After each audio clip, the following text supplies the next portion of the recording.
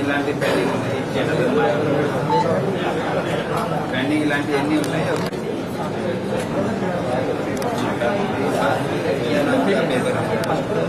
అదన్నారు చెప్పాడు అక్కడ రిప్లై ఇచ్చాడు.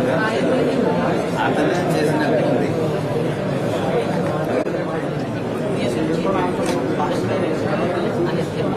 ఇదే సర్ది పంపించాడా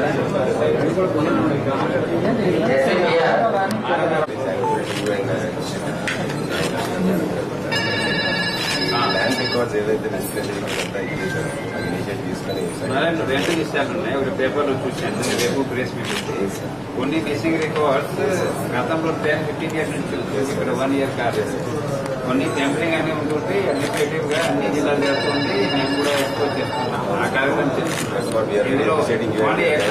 అన్ని విశాఖపట్నంలో జరిగినట్టు వస్తుంది. అది కరెక్ట్ కాదు. జిల్లా కూడా చెడ్డ పేరు వస్తుంది. ఏముంది ట్రాన్స్పరెంట్ గా అందరికీ చెప్తున్నాను. అదే కొన్ని విషయాలు రేపు కూడా చెప్తాను. మీరు పూర్తి స్థాయిలో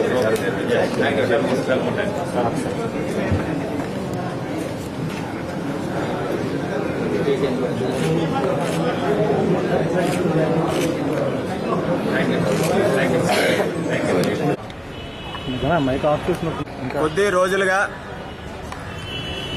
విశాఖ జిల్లాలో పెద్ద ఎత్తున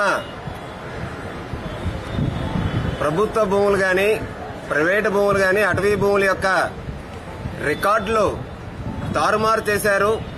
అలాగే కొన్ని వేల ఎకరాల రికార్డులు కూడా మాయమైనటువంటి విషయాలు ప్రధానటువంటి పత్రికల్లోని, అలాగే ప్రధానటువంటి ఛానల్లో వస్తున్నటువంటి తరుణంలో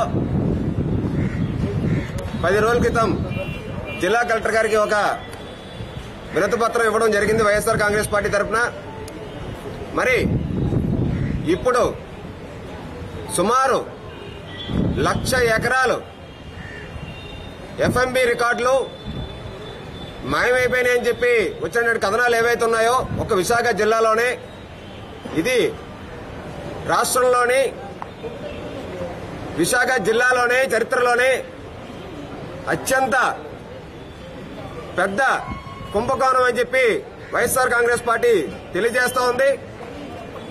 1,00,000 ఎకరాలు రికార్డులు మాయమైపోయినాయి. అలాగే 1B రిజిస్టర్లు, ఎఫ్ఎంబీలు, సెటిల్మెంట్ పేరెంట్ కాపీలు అన్నీ కూడా ఇవాళ రెవెన్యూ ఆఫీసుల్లో గల్లంత అయిపోయినటువంటి వస్తున్నటువంటి వార్తలు ఏవైతే ఉన్నాయో వీటి మీద సమగ్రమైనటువంటి దర్యాప్తు జరపాలి.